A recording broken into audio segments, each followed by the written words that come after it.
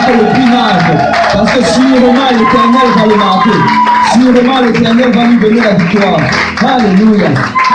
Gloire au nom du Seigneur. Et vous pouvez vous asseoir dans la présence du Seigneur. Est-ce qu'il y a des gens qui ont déjà entendu parler des puissants hommes de David? Amen. Amen. Les puissants hommes de David. Ça, c'est dans le livre de 2 Samuel. 2 Samuel, chapitre 23. La Bible nous parle de certains hommes qui étaient sous David. C'était des guerriers. Et quand tu lis leurs exploits, tu ne peux t'empêcher d'être fasciné et émerveillé de ce qu'on raconte d'eux. Dans 2 Samuel, chapitre 23, à partir du verset 8, la Bible dit: voici les noms des vaillants hommes qui étaient au service de David. Josheb, Bachébet. Bon, ils ont des noms un peu compliqués, mais c'était des vaillants hommes. Amen. Le Takemonite, l'un des principaux officiers, il brandit sa lance sur 800 hommes qu'il fit périr en une seule fois. Waouh! Vous savez, ça c'était un soldat d'élite. On te dit qu'il a pris sa lance, il a brandi face à 800 hommes. Et il s'est battu contre ces 800 hommes avec une lance. C'est en ce temps-là, il n'y avait pas encore les mitraillettes. C'est avec une Kalachnikov, il aurait pu bien sûr régler le cas facilement. Mais avec une lance, c'est plus compliqué. Amen. Donc avec une lance, il s'est battu contre 800 hommes. Il a pu les vaincre et il les a tous fait périr. Et bon, je sais qu'il y a des gens qui vont utiliser ce passage pour essayer de discréditer la Bible. Parce que quand je regarde dans 1 Chronique, chapitre 11, verset 11, on te parle de ce même homme. Et au lieu de 800, celui qui raconte l'histoire parle plutôt de 300 hommes. Et il y a des gens qui vont dire, oui, 2 Samuel dit 800, mais 1 Chronique dit 300. Et à cause de ça, ils disent que la Bible est fausse. C'est quand tu fais cela, en fait, c'est juste que tu ne comprends pas. Parce que la Bible, ce n'est pas un livre historique. Le but de la Bible, ce n'est pas de raconter l'histoire dans la précision des détails. La Bible, en fait, c'est un livre doctrinal. Le Seigneur a utilisé des hommes comme toi et comme moi, mais ils étaient dirigés par l'Esprit de Dieu pour transmettre la doctrine et l'enseignement. Et quand tu regardes, tu sais, celui qui a raconté l'histoire dans 2 Samuel, c'est lui, dans ses décomptes, il comptait que c'était 800 hommes. Celui qui a raconté l'histoire dans 1 Chronique, lui, quand il comptait, lui, il voyait 300 hommes. Mais tu sais quoi? Que ce soit 800 hommes ou 300 hommes, c'est toujours un exploit. C'est même si c'était 100 hommes. S'il avait juste tué 100 hommes, ce serait toujours un exploit. Donc le but derrière cela, c'était pour dire que c'était un homme fort. Amen. Un homme qui est capable de tuer des centaines d'hommes à lui seul. Et on doit vraiment comprendre cela. Parce que dans plusieurs endroits dans la Bible, tu vas voir cela. Souvent des détails qui n'ont rien à voir avec le salut. Et souvent, il y a un autre passage dans la Bible où l'évangéliste parle, il y avait un démoniaque. L'autre évangéliste dit qu'il y avait 3 démoniaques. C'est qu'il y a eu 3 ou qu'il y a eu 1, ce n'est pas important. Dieu a délivré des démoniaques. Amen. Et tu dois comprendre cela. Ne t'attarde pas sur les détails historiques, mais attarde-toi sur les détails doctrinaux. Amen. Doctrinal. Je ne dis pas par là que la Bible va contre l'histoire. En fait, si tu fouilles ta Bible, tu ne vas jamais trouver un passage qui a été à l'inverse de l'histoire. Souvent, des historiens même se sont levés pour combattre la Bible. Mais tu sais quoi? Après quelques années, avec les fouilles archéologiques, ils réalisent finalement que la Bible avait raison et eux, ils avaient tort. Parce que ça, c'est le livre de Dieu. Amen. C'est la parole de Dieu. Et il n'y a pas d'erreur dans ce livre. C'est un livre parfait. Mais regarde, on te parle vraiment de ces personnages-là. On te parle de ces hommes-là qui étaient forts, qui étaient capables de faire des exploits. Et au verset 9, on te parle du deuxième. Après lui, Éléazar, fils de Dodo, fils d'Ashoshi. Waouh, ils ont vraiment des noms particuliers. Je ne sais pas s'il y a quelqu'un qui a déjà appelé son fils ici là Ashoshi. Ashoshi, c'est pas un beau nom, non? Ashoshi. On te dit qu'il était l'un des 3 guerriers qui affrontaient avec David les Philistins, rassemblés pour combattre. Tandis que les hommes d'Israël se retiraient sur les hauteurs. On dit que des gens étaient en train de se retirer sur les hauteurs, des gens fuyaient. Mais on dit que cet homme-là, il s'est tenu avec David. Tu sais, c'était des hommes vaillants, c'était des hommes de tels que même quand des autres abandonnaient, même quand des autres fuyaient, ils décidaient de continuer à se battre. Vous savez, être courageux, ça ne signifie pas ne pas avoir peur. Amen. C'est si quelqu'un voit un lion venir et il dit qu'il est courageux, il ne bouge pas. Ce n'est pas qu'il est courageux, c'est qu'il est stupide. Être courageux, ça ne veut pas dire ne pas avoir peur. Être courageux, ça veut dire que malgré la peur, je vais me battre.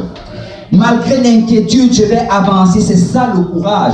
C'est ça le courage. Et ces hommes, en fait, qui étaient vaillants, qui étaient courageux, étaient des hommes qui allaient regarder. Et même quand les autres abandonnaient, même quand les autres compromettaient, eux, ils décidaient que je vais continuer d'avancer. Et vous savez, nous sommes dans un monde présent où des gens compromettent avec leur foi. Il y a des gens qui abandonnent la foi. Mais je viens dire à quelqu'un ce matin, même si les autres abandonnent, continue à servir le Seigneur. Continue à avancer dans le Seigneur. Tu sais, il y a des gens qui vont souvent commencer l'évangélisation. Ils vont joindre le fier Pierre. Et après un certain moment, ils vont abandonner. Mais je viens te dire de la part du Seigneur, toi n'abandonne pas. Continue d'évangéliser. Tu sais, même si tu te retrouves seul ce jour-là, le Seigneur peut donner la victoire au moyen d'un petit nombre. Le Seigneur peut t'utiliser pour son œuvre. Aujourd'hui, on est attaqué de toutes parts. Et à cause des attaques, les gens abandonnent. Et il y a des gens qui ont abandonné, ils ne prient plus pour leur famille. Il y a des gens qui ont abandonné, ils ne disciplinent plus leurs enfants. Mais tu sais quoi? N'abandonne pas. Dieu est avec toi. Amen. Et on dit que cet homme-là, il est resté. Il a dit que je vais me battre. Je vais me battre. Et regardez le verset 10. Il se leva et frappa les Philistins jusqu'à ce que sa main fût lasse et qu'elle resta attachée à son épée. Et on dit que l'Éternel opéra une grande délivrance ce jour-là. Tu sais, on dit qu'il s'est pointé. Il a pris son épée. Et avec son épée, il a commencé à frapper les Philistins, à frapper à gauche et à droite. Et on dit qu'il s'est tellement battu qu'à la fin de la journée, il a voulu lâcher son épée, mais ça ne quittait plus de sa main. En fait, sa main était littéralement collée à son épée. Tu sais, quand on regarde ça, on se demande, est-ce que c'est possible? Oh oui, c'est possible. Je parlais à un professionnel de la santé cette semaine, et là je lui posais la question, c'est quoi exactement les nœuds? C'est quoi l'origine des nœuds? Je ne sais pas si quelqu'un a déjà entendu parler des nœuds, peut-être ton dos est tendu, on te dit que tu as des nœuds. Là je lui demandais c'est quoi les nœuds, et il m'expliquait en fait que la raison pourquoi nous avons les nœuds, c'est parce que il y a des muscles qu'on va contracter pendant trop longtemps, et après les avoir contractés pendant trop longtemps, à un moment, ça se lie de cette manière-là, ça reste contracté. Et il dit par exemple que ceux qui ont les nœuds au dos, bon, il m'expliquait pourquoi j'avais les nœuds au dos. C'est parce que je suis assis au bureau, sur mon ordinateur, et si mon ordinateur est un peu plus abaissé par rapport au niveau de mon visage, et ça fait que mon dos est toujours plié comme ça. Et en étant plié comme ça, ça fait que mon dos est continuellement contracté. Et c'est ça qui crée des nœuds. Et tu sais, cet homme, Éléazar, la Bible dit qu'il avait tellement contracté ses mains sur son épée, qu'il allait se battre. Le gars s'est tellement battu qu'à la fin, il a eu un nœud à la main. Sa main est restée littéralement liée avec son épée. Tu sais, souvent nous allons commencer à nous battre pour le Seigneur. On va se battre pour notre foi. On va se battre pour notre famille. Mais après un certain moment, nous voulons lâcher. Mais je veux vraiment dire à quelqu'un, tu dois te battre jusqu'à ce que cette épée soit liée à ta main. Tu dois te battre jusqu'à ce que cette parole, la Bible dit que la parole de Dieu, c'est l'épée de l'esprit. Que cette parole soit connectée à ton esprit. Peu importe ce que le diable dit, tu dois te défendre avec la parole de Dieu. Peu importe ce que le diable lance contre toi. Et écoute, si tu es malade, tu dois confesser la guérison jusqu'à ce que ça arrive. Par ces meurtrissures, je suis guéri. Par ces meurtrissures, je suis guéri. C'est même si tu ressens la douleur. Par ces meurtrissures, je suis guéri. Par ces meurtrissures, je suis guéri. Par ces meurtrissures, je suis guéri. C'est tu dois confesser cette parole jusqu'à finalement elle va prendre une naissance dans ta vie. Parce qu'il faut qu'elle se lie à ta chair. Il faut qu'elle se lie à ton corps. Le problème très souvent, c'est qu'on commence à se battre, après on arrête. C'est toi, bats-toi jusqu'à la victoire. Bats-toi jusqu'à ce que le Seigneur te délivre. Bats-toi jusqu'à ce que tes enfants servent le Seigneur. Et bats-toi jusqu'à ce que ta famille serve Dieu. N'arrête pas de te battre. N'arrête pas de te battre. Et la Bible dit qu'il s'est battu. Et le Seigneur, regarde, on dit que le Seigneur a opéré une grande délivrance en ce jour-là. Si tu te bats, Dieu va te donner la victoire. Est-ce que vous réalisez que réellement, ce n'est pas par nous-mêmes que nous obtenons la victoire, mais c'est par l'Éternel. La seule chose que Dieu veut, c'est juste que nous nous dressons et que nous regardons la délivrance du Seigneur. Dieu veut que tu te pointes dans le champ de bataille. Dieu veut que tu restes debout. Dieu veut que par la foi, tu ne bouges pas et que tu vois comment lui, il va combattre pour toi. Dès le moment que nous jetons la serviette ou bien que nous perdons courage, là nous avons déclaré réellement notre défaite. Mais si tu tiens debout et si tu tiens ferme, Dieu va te donner la victoire. Amen. Et au verset 11, on nous parle de Shama. Après lui, Shama, fils d'Ara. Les Philistins s'étaient rassemblés à Léchi. Il y avait là une pièce de terre remplie de lentilles. Et le peuple fuyait devant les Philistins. Shama se plaça au milieu du champ, le protégea et battit les Philistins. Et l'Éternel opéra une grande délivrance. Tu sais, on dit que les Philistins sont venus. Et là, alors qu'ils étaient en train d'avancer, encore une fois, les gens fuyaient. Mais Shama a vu ce champ de lentilles. Il s'est pointé dans le champ de lentilles. Écoute, tu regardes, peut-être tu dis, est-ce que ça vaut la peine de se battre pour des lentilles? Il y avait plus que des lentilles dans ce champ. C'est en Israël, en fait, le Seigneur avait donné à chaque tribu et à chaque famille une portion de terre. Et cette terre leur appartenait. Et non seulement ça leur appartenait, mais ça appartenait à la génération après eux. Cette terre-là n'appartenait pas juste à Shama, mais ça appartenait également aux enfants de Shama. Ça appartenait également aux enfants des enfants de Shama. Et tu sais, Shama réalisant cela, il a réalisé que, écoute, je ne vais pas laisser mon héritage partir aux Philistins. Je ne veux pas laisser ce que Dieu m'a donné partir dans le camp de l'ennemi. Quelqu'un doit réaliser ce matin que ce que Dieu a mis en toi, ce n'est pas juste pour toi, mais c'est pour tes enfants après toi. Ce que Dieu a mis en toi, ce n'est pas juste pour toi, mais c'est même pour tes petits-enfants. C'est quand tu commences à faire du compromis avec l'ennemi. Mais qu'est-ce que tu fais? C'est que tu mets la génération après toi en danger. Tu sais, hier, on était au mariage et c'était un moment de réjouissance. On célébrait, on était contents, mais à un moment, il y a vraiment une tristesse qui a saisi mon cœur. Parce que c'est réellement dans des moments pareils que tu peux vraiment voir c'est qui est en train d'avancer et c'est qui est en train de faire des compromis. Tu vois, c'est dans des moments pareils que tu peux voir réellement que certaines personnes qui devaient déjà être à cet endroit-ci, mais ils sont encore à cet endroit-ci. Des personnes peut-être qui étaient avant en feu pour le Seigneur. Là, tu les vois en train de compromettre dans leur foi, dans leur sanctification et dans toutes ces choses. Et tu réalises vraiment que cet héritage qu'ils avaient reçu, cet héritage apostolique, de la foi, de la sanctification, de l'obéissance à la parole de Dieu. Tu sais, juste pour des choses temporaires, ils commencent à les mettre en péril. Et c'est vraiment quelque chose de triste. Tu dois comprendre ceci, que si tu fais du compromis, ta famille va en souffrir. Est-ce qu'il y a des gens, je ne veux pas raconter toute l'histoire, je crois qu'on connaît tous l'histoire de Lot. Est-ce qu'il y a des gens qui connaissent l'histoire de Lot? Ok, juste la moitié de l'église. Est-ce que vous voulez, parce que si je commence à la raconter, c'est qu'on va finir le service à 18h ce soir. Est-ce qu'il y a des gens qui connaissent l'histoire de Lot? Ok, je crois que certains disent ça parce qu'ils veulent que je finisse vite. Bon, Lot, en fait, la Bible nous dit que Lot, il avait suivi Abraham, mais quand il est arrivé à un certain moment, il a dit à Abraham que moi, je vais aller de ce côté-ci. Il avait choisi du côté de Sodome et Gomorrhe. Et il est allé mettre sa maison à la limite de Sodome et Gomorrhe, vraiment aux portes de Sodome et Gomorrhe. Et l'autre vraiment représente le compromis. Il veut vivre pour Dieu à la limite. Il veut avoir un pied dans l'église, mais toujours un pied dans le monde. Il veut servir Dieu le dimanche, mais tout le reste de la semaine, il fait les choses mondaines. C'est Lot vraiment, c'est le compromis. Et tu peux le voir, parce que dans la maison de Lot, c'était la mondanité. C'est la femme de Lot, elle était attachée à toutes les choses mondaines qu'il y avait à Sodome.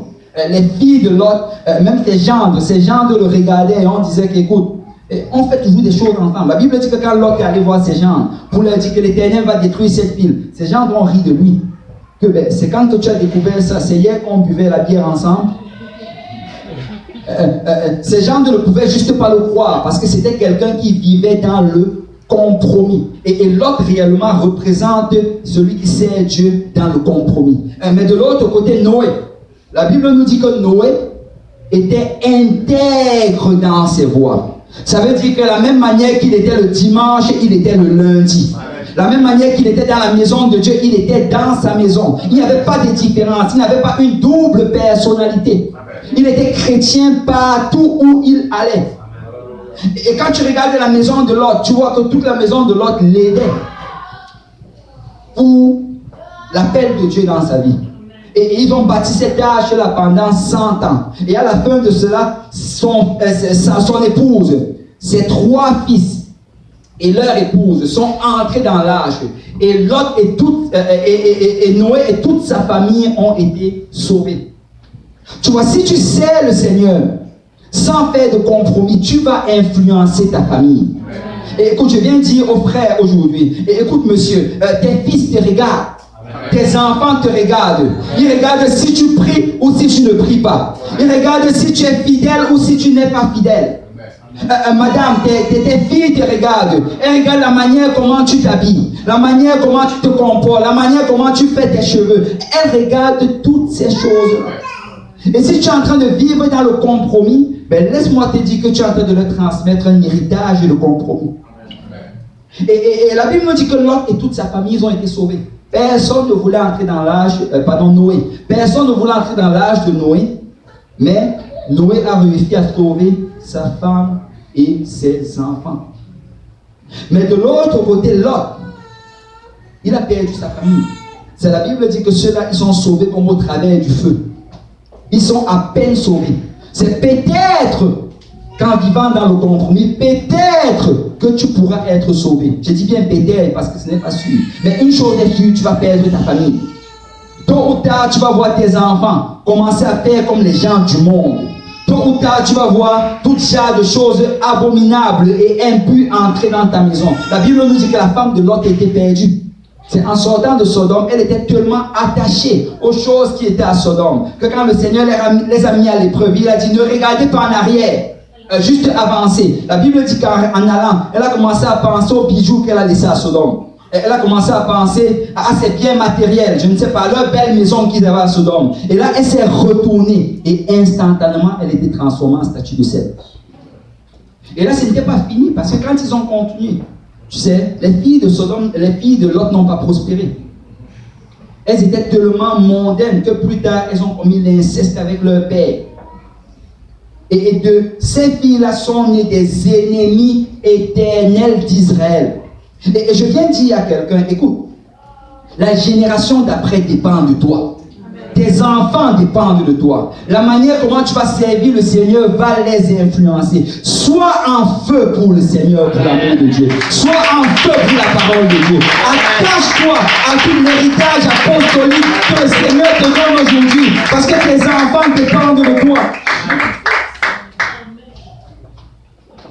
La Bible dit dans Actes 16, 31, crois au Seigneur Jésus et tu seras sauvé, toi et ta famille. Donc ta foi va influencer ta famille. Quand on regarde l'histoire de ces hommes-là, de ces puissants guerriers, il y a des questions qui se posent. Est-ce que c'est réellement possible? Est-ce que c'est possible pour un homme de tuer 800 hommes avec une lance? Est-ce que c'est possible? On nous parle même d'autres hommes là-dedans. On dit qu'il y avait un autre parmi eux qui est entré dans un puits un jour de neige. Et dans ce puits-là, il y avait 2 lions de Moab. Et il a tué ces 2 lions de Moab. Ça, c'est déjà quelque chose de pouvoir tuer un lion en été. Mais tuer 2 lions en hiver dans le puits, c'est quelque chose d'autre. Et on te parle d'un autre qui a fait face à un géant, un Égyptien, qui avait peut-être 3 pieds de haut. Lui, il avait un bâton, l'Égyptien avait une lance. Il est venu, il s'est attaqué à lui. Il a réussi à prendre sa lance jusqu'à le tuer avec cela. De grands exploits. Quand tu regardes, tu te dis, est-ce que cela est possible? Oui, cela est possible. Tu sais, nous, c'est parce qu'on est dans notre temps. Mais si tu regardes l'histoire, dans le passé, il y avait des hommes qui ont fait des choses pareilles. Je ne sais pas si quelqu'un a déjà entendu parler de Sparte. C'est ça, Sparte, c'est une nation de soldats. En fait, Sparte, à ta naissance d'abord, on allait te faire passer un test. C'est à peine tu nais, on te prend, on te verse on te jette dans un fût de vin. Et là, si tu réussis à sortir vivant, ça veut dire que tu es assez fort pour être Spartan. Mais si tu meurs, dans tous les cas, tu n'étais pas assez fort pour être Spartan. Et dès l'âge de 7 ans, on prenait ces petits jeunes hommes de Sparte et on les envoyait. Ils s'étaient entraînés dans l'art de la guerre depuis 7 ans. Et cet entraînement-là allait perdurer jusqu'à l'âge de 20 ans. Toute leur enfance, ils sont juste entraînés à faire la guerre.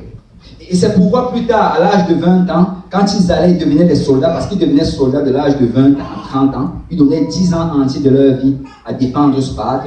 C'était des soldats d'élite. C'était des gars qui étaient capables à eux seuls de tuer 1000 personnes dans le champ de bataille. Et bon, ils ont sorti même un film par rapport à ça. Et dans cette bataille-là même historique, on nous dit que Perse avait pratiquement 30 000 soldats minimum. D'autres vont même jusqu'à 300 000. 30 000 soldats contre 300 soldats de Sparte. Ça fait un minimum de 100 soldats par personne. Donc ce sont des choses en fait qui ne sont pas étranges. Ce sont des choses qu'ils voyaient en leur temps. Mais il y a quelque chose de particulier avec les puissants hommes de David. C'est que ces puissants hommes-là n'étaient pas des soldats entraînés. Ces puissants hommes-là, ce n'étaient pas des gens qui avaient appris l'art de la guerre. Ces puissants hommes, en fait, si tu veux trouver leur origine, c'est dans 1 Samuel chapitre 22. 1 Samuel chapitre 22 à partir du verset 1. La Bible nous dit en fait que David parti de là. En fait, il était en train de fuir parce qu'il fuyait Saül qui voulait le tuer. Et on dit il partit de là et se sauva dans la caverne d'Adulam. Ses frères et toute la maison de son père la prirent et il descendit vers lui. Tous ceux qui se trouvaient dans la détresse, qui avaient des créanciers ou qui étaient mécontents, se rassemblèrent auprès de lui et il devint leur chef. Ainsi se joignit à lui environ 400 hommes.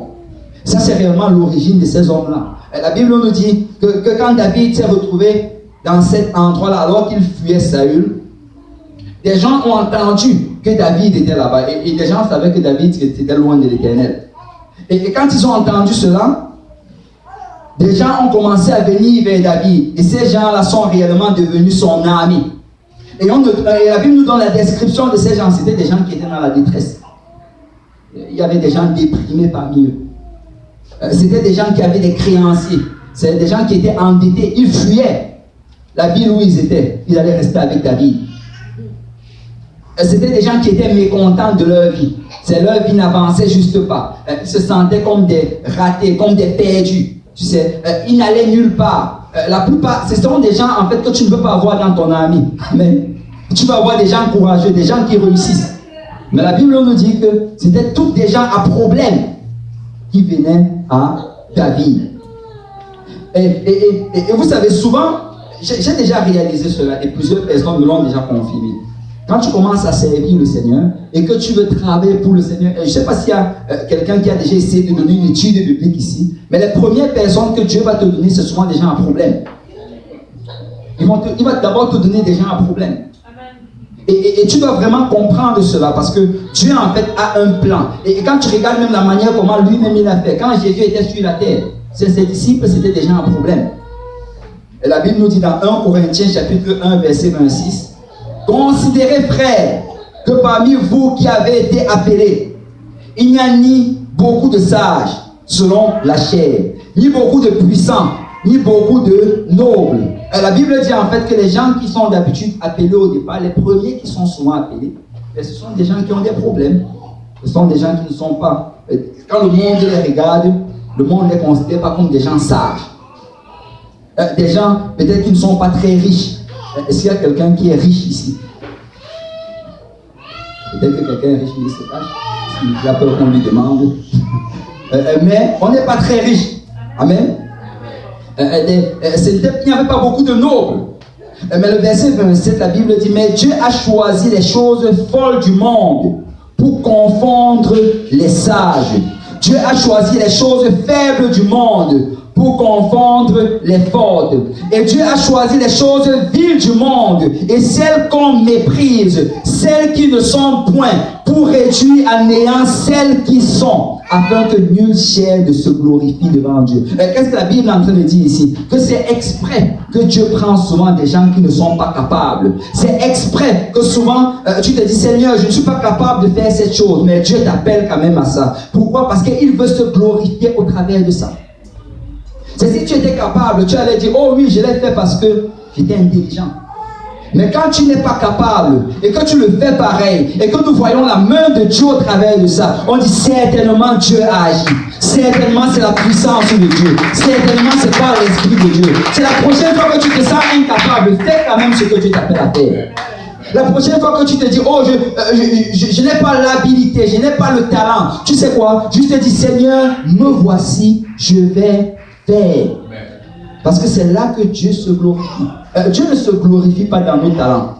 Dieu ne se glorifie pas dans... Écoute, si tu ne le fais pas à ta propre habilité, ben c'est toi qui reçois le crédit. Amen. Mais Dieu va t'appeler dans ce dont tu n'es pas capable. Parce qu'il va tirer un crédit hors de cela. Amen. Et la Bible nous dit que ces hommes-là sont venus vers David. Et là, tu vois comment ils viennent. Ils ne sont pas capables. Ils n'ont pas de talent. Ils sont mécontents. Ils sont déprimés. Ils sont endettés. Et là, plusieurs années après, on te parle d'hommes capables de tuer 800 hommes. Qu'est-ce qui s'est passé dans la vie de ces hommes pour qu'ils quittent de ce qu'ils étaient à ce qu'ils sont maintenant? Qu'est-ce qui a bien pu les transformer pour arriver là-bas? La Bible dit que Dieu combattait pour eux. En fait, Dieu les a transformés. Mais quand tu regardes vraiment, tu réalises qu'il y a deux choses qu'ils ont fait, ou bien deux attitudes qu'ils avaient, qui a permis à Dieu de faire ce qu'il voulait faire dans leur vie. Et la première chose, tout le monde dit disponibilité. Tu sais, Dieu ne cherche pas des gens talentueux, il cherche des gens disponibles. Amen. Et je vais le répéter. Dieu ne cherche pas des gens talentueux, il cherche des gens disponibles. Que tu aies du talent ou que tu n'aies pas de talent, si tu es disponible, Dieu va t'utiliser. Amen. C'est ces gens, ils sont venus, ils vont juste dire, David, nous voici. Nous ne savons pas grand-chose. Nous ne sommes pas très habiles. Nous sommes même endettés en passant. Mais nous voulons être dans ton armée. Nous voulons que tu nous utilises. Et alors qu'ils se sont pointés devant David, le Seigneur a commencé à leur donner l'habilité. Tu sais, il y a beaucoup de personnes qui ne font rien pour le Seigneur parce qu'ils se disent, je n'ai pas le talent. Bien, je ne suis pas capable d'évangéliser comme le frère Pierre. Je ne suis pas capable d'enseigner comme tel ou tel frère. Je ne suis pas capable de donner une étude. J'ai du mal à parler aux gens. Et souvent, ça devient un frein dans l'appel de Dieu dans notre vie. Mais on doit comprendre en fait que ce n'est pas question de talent, c'est question de disponibilité. Rends-toi juste disponible. Quand les gens évangélisent, viens et marche avec eux. Quand quelqu'un va enseigner une étude biblique, va avec cette personne. Juste trouve du temps libre pour le Seigneur. Fais un peu d'espace dans ton calendrier. Sois intentionnel par rapport à cela et rends-toi disponible. Je me rappelle encore quand on venait d'arriver au Seigneur, avec le pasteur Abou. En fait, c'était des frères. Il n'était pas pasteur. Le frère Abou, le frère Yannick, le frère Achille. Tu sais, quand on venait d'arriver, on est arrivé et nous, tout ce qu'on voulait juste faire, c'est servir le Seigneur. Aujourd'hui, tu peux voir qu'il y a un peu ce combat-là avec des gens qui veulent des positions avant de servir le Seigneur. En ce temps-là, il n'y avait pas de position. Il n'y avait juste pas. En fait, tu étais juste tel frère qui faisait telle chose. On arrivait juste quand il y avait l'évangélisation le mardi, tout le monde était à l'évangélisation. Il y avait l'étude biblique le lundi, tout le monde était à l'étude biblique. Il y avait les chillings chez le pasteur Yannick. On passait toutes les soirées là-bas. Tous les jours, on était juste en train d'essayer de faire quelque chose. Et on voulait tellement servir le Seigneur que je me rappelle encore, je crois que c'était moi, le pasteur Yannick, le pasteur Abo et le frère Abo. On était allé voir même le frère Limar. On avait dit, frère Limar, nous voulons chanter. On veut jouer des instruments. Et là, on avait organisé, on allait chez lui, on allait une fois par semaine, et il nous apprenait à jouer les instruments, il nous apprenait à lire les notes, parce qu'on voulait juste être utile quelque part. Bon, après un certain moment, on a compris que ce n'était pas pour nous.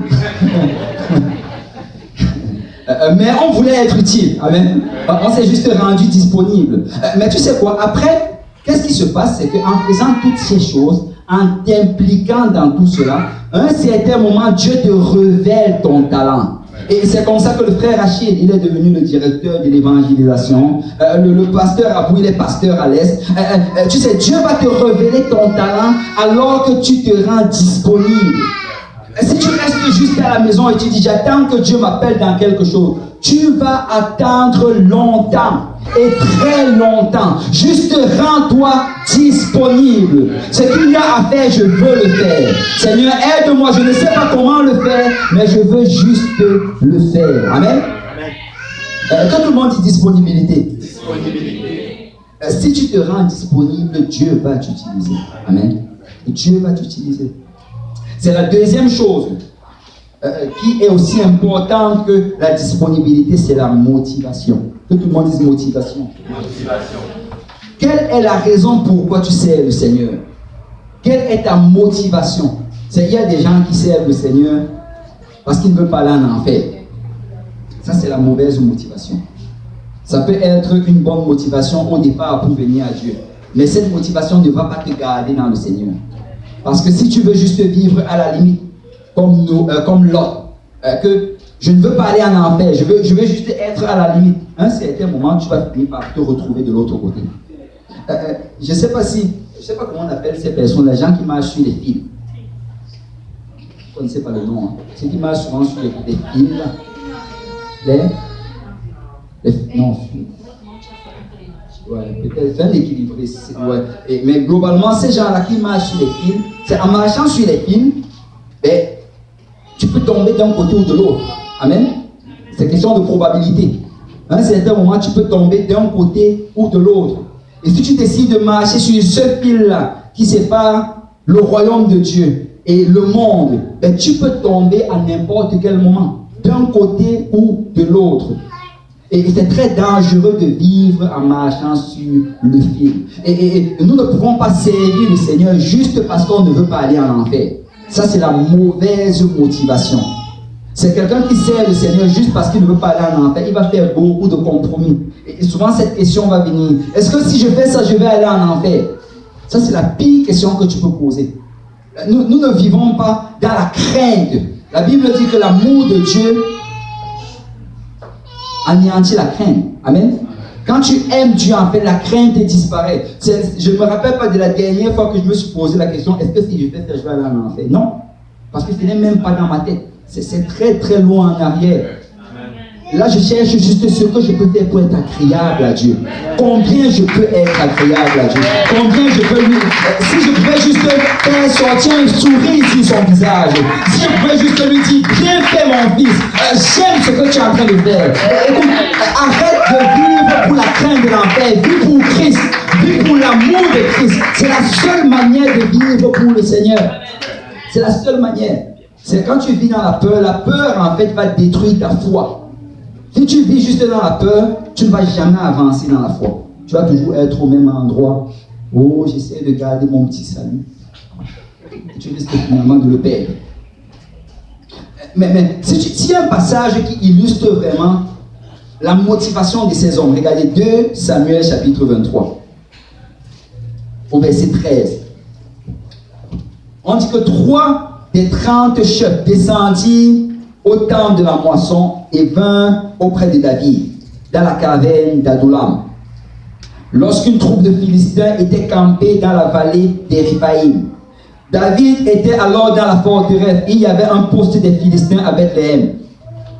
David eut un désir, que tout le monde dise désir. Et il dit, qui me fera boire de l'eau de la citerne qui est à la porte de Bethléem?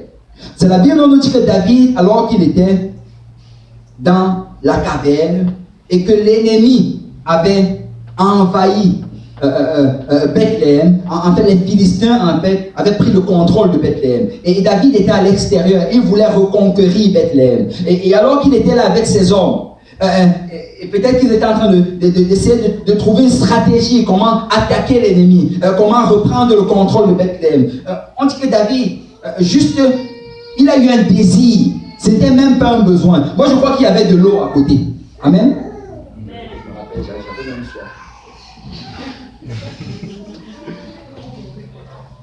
Amen. David avait de l'eau à côté. Ce n'était pas un problème d'eau. Il pouvait avoir de l'eau venant de n'importe quelle autre ville. Mais là, le voilà qui se trouve, il regarde Bethléem. Bethléem, c'est la cité de David. C'est où il est né en fait. David avait grandi à Bethléem. Et il connaissait toutes les rues de Bethléem comme les couloirs de sa maison. Et on dit que juste en regardant Bethléem, voyant que l'ennemi est dans Bethléem, il était nostalgique par rapport à cela. Il se rappelait de cette citerne-là où il buvait souvent de l'eau. Il a commencé à avoir cette pensée-là qui traversait son esprit. Il a juste eu un désir. Oh, si je pouvais encore boire de cette eau de la citerne. Et je crois même que David ne l'a même pas dit haut et fort. Je crois qu'il a juste murmuré cela. Si je pouvais juste boire de l'eau de la citerne. Et il n'a pas demandé à ses hommes. La Bible ne nous dit pas qu'il a demandé à ses hommes. La Bible dit juste qu'il a eu ce désir. Mais alors que ces 3 hommes ont entendu ce désir, regardez le verset 13. Alors les 3 vaillants hommes passèrent au travers du camp des Philistins et puisèrent de l'eau de la citerne qui est à la porte de Bethléem. Et ils l'apportèrent et la présentèrent à David. Mais il ne voulut pas la boire. Il la répandit devant l'Éternel. Et il dit, loin de moi, ô Éternel, la pensée de faire cela. Boirai-je le sang de ces hommes qui sont allés au péril de leur vie? Et il ne voulut pas la boire. Voilà ce que firent ces 3 vaillants hommes. Tu sais, David ne leur a rien demandé. En fait, c'est la raison pourquoi il ne l'a même pas vu. Parce qu'il n'a pas demandé, c'est tout. C'était juste un désir dans son cœur. C'était juste un soupir.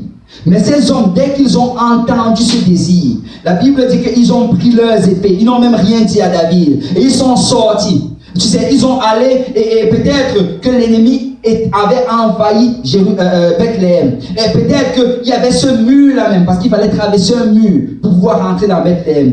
Ils sont juste partis et ils se sont pointés. Ils ont commencé à se profiler dans le camp de l'ennemi. Ils ont combattu ce qu'ils devaient combattre. Ils ont traversé la ville. Ils sont arrivés à la citerne. Ils ont pris l'eau de la citerne. Après, ils sont ressortis. Ils se sont encore battus contre tous ceux qui devaient se battre. Et après, ils ont pu sortir et amener l'eau à David. Tu sais, ils ont mis leur vie en danger à cause d'un désir. Ils ont failli perdre leur vie. Ils ont failli mourir juste à cause d'un désir. Vous savez combien de fois nous compromettons avec des choses même qui sont écrites dans la parole de Dieu? Combien de fois nous résistons avec ce que le roi a établi comme loi? Mais tu sais, eux, ils ne cherchaient même pas ce que le roi dit, ou bien juste vivre un peu pour le Seigneur. Mais je veux donner mon maximum à Dieu. Je veux donner mon maximum à Dieu. Je veux lui donner ce qu'il désire. Et ce n'est pas question d'écrire dans la parole ou pas écrire dans la parole. C'est la parole de Dieu, ça devrait être le minimum. Le minimum. Si Dieu te demande de faire 1000 dans sa parole, fais 2000. Amen. Si Dieu te demande de t'habiller d'une certaine manière, rends ça, va un peu plus à l'extrême. N'essaie pas d'enlever un peu, ou bien n'essaie pas d'être juste sur la bordure. Cherche le désir du roi. Nous ne vivons pas selon la loi. Amen. Vous savez, le peuple de Dieu, le peuple d'Israël, eux, ils vivaient selon la loi. Et la loi, c'était quoi? C'est que qu'est-ce que la loi demande? Nous allons juste faire ce que la loi demande. Mais nous vivons au-dessus de la loi.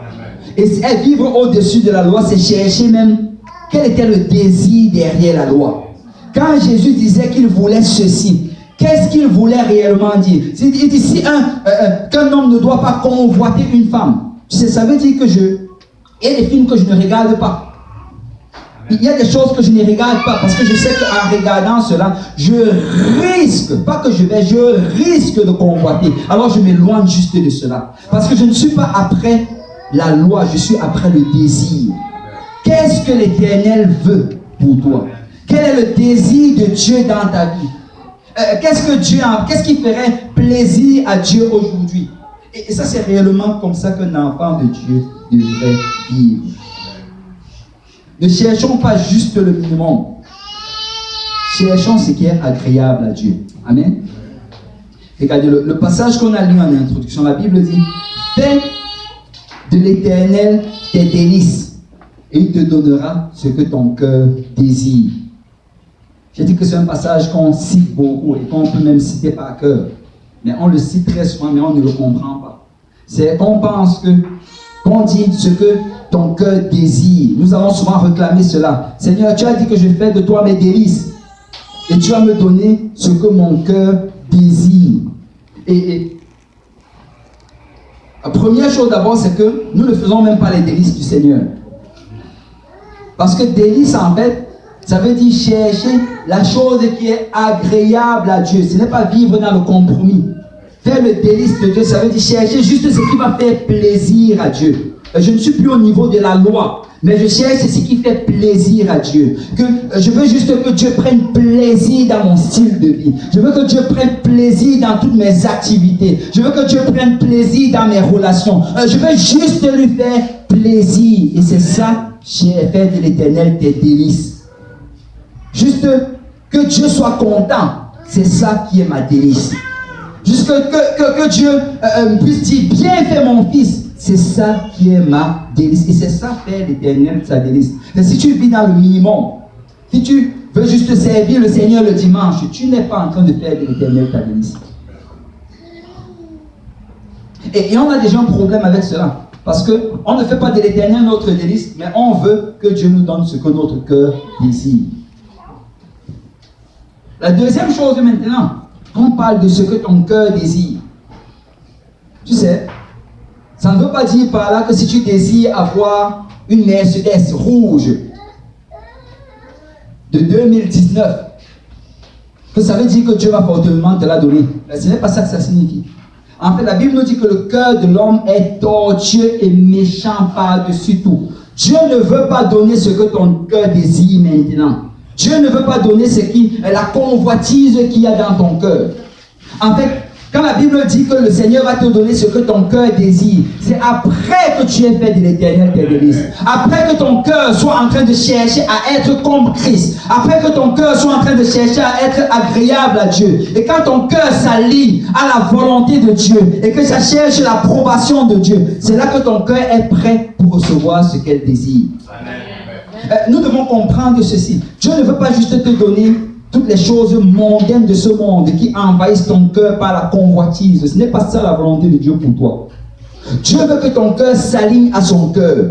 Dieu veut que tes désirs s'alignent à ses désirs. De telle manière à ce que quand tu demandes cette chose, parce que c'est ce qu'il désire, il te le donne. Ce n'est pas les désirs de ton cœur tordu, mais ce sont les désirs de l'Éternel. Fais de l'Éternel tes désirs et il va te donner ce que ton cœur... Fais de l'Éternel tes délices, il va te donner ce que ton cœur désire. C'est si tu fais de Dieu ta priorité, il va faire de toi sa priorité. Si tu mets Dieu au centre de ta vie, il va mettre ses désirs au centre de ta vie et il va te les donner. Arrêtons juste de faire des prières où nous demandons un tas de choses inutiles à Dieu. Mais cherchons d'abord la volonté de Dieu. Et si tu trouves la volonté de Dieu, Dieu va te le donner. Regardez ceci. 1 Jean chapitre 5, verset 14. Nous avons auprès de lui cette assurance. Que tout le monde dise assurance. Que si nous demandons quelque chose selon sa volonté, il nous écoute. Donc l'assurance que Dieu t'écoute dans ta prière, c'est si tu es en train de demander selon sa volonté. Ça nous faisons toujours cette erreur. On demande un tas de choses. Et après on dit, oh Dieu n'a pas exaucé ma prière. Est-ce que c'était selon sa volonté?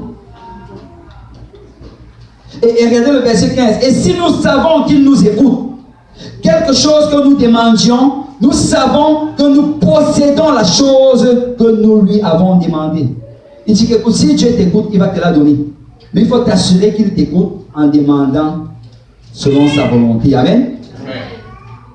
Donc, si tu veux que Dieu t'utilise, si tu veux que Dieu t'écoute, il faut que ta motivation, ce soit je veux juste être agréable à Dieu. Amen. Je veux juste être agréable à Dieu. Et là, je vais finir avec ça. Regardez. Notre sacrifice va vraiment être proportionnel à notre amour pour Dieu. Ces hommes-là, ils étaient prêts à donner leur vie parce qu'ils aimaient David. Ces hommes-là, ils étaient prêts à être tués sur le champ de bataille juste en cherchant le désir de David. Et ma question pour toi ce matin, combien est-ce que tu aimes le Seigneur? Combien est-ce que tu aimes le Seigneur? Parce que réellement, si tu aimes beaucoup le Seigneur, tu seras prêt à beaucoup sacrifier. Mais si tu es encore en train de combattre avec des choses futiles, des choses temporaires, par rapport aux vêtements, par rapport à la sanctification, par rapport à la soumission, par rapport à l'obéissance, des choses temporaires qui n'ont rien à voir avec ta vie éternelle. Si tu es encore à ce petit niveau-là, ben laisse-moi te dire que ça parle de l'amour de Dieu dans ta vie. Parce que si tu aimes beaucoup, tu vas beaucoup sacrifier. Amen. Jean 3,16, car Dieu a tant aimé le monde qu'il a donné son Fils unique, afin que quiconque croit en lui ne périsse point, mais qu'il ait la vie éternelle. La Bible dit que c'est parce que Dieu nous a tellement aimés qu'il a donné de tout ce qu'il avait de plus cher. Amen. Alors ma question ce matin, est-ce que tu aimes le Seigneur? Est-ce que tu es prêt à chercher ses délices? Est-ce que tu es prêt à faire de l'éternel tes délices? On va tous se lever dans la présence du Seigneur.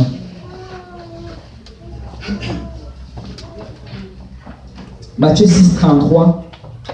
Matthieu 6,33. Cherchez premièrement le royaume et la justice de Dieu, et toutes ces choses vous seront données par-dessus.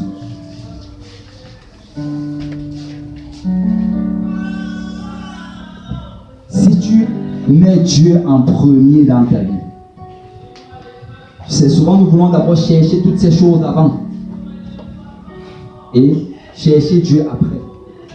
Mais la Bible dit que c'est une grande perte de temps pour un enfant de Dieu d'être en train de courir derrière ceci, derrière cela.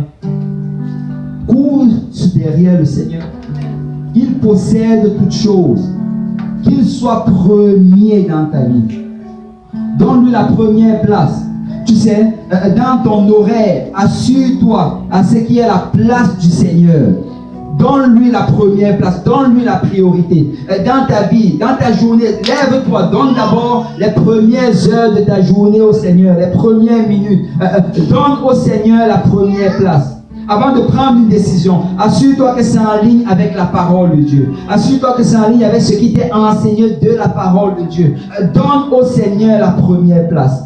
Que ta maison soit un sanctuaire. Que Dieu soit toujours premier. Que tes enfants sachent que ici nous allons faire comme la parole de Dieu demande. Ici nous allons vivre comme les Écritures le demandent.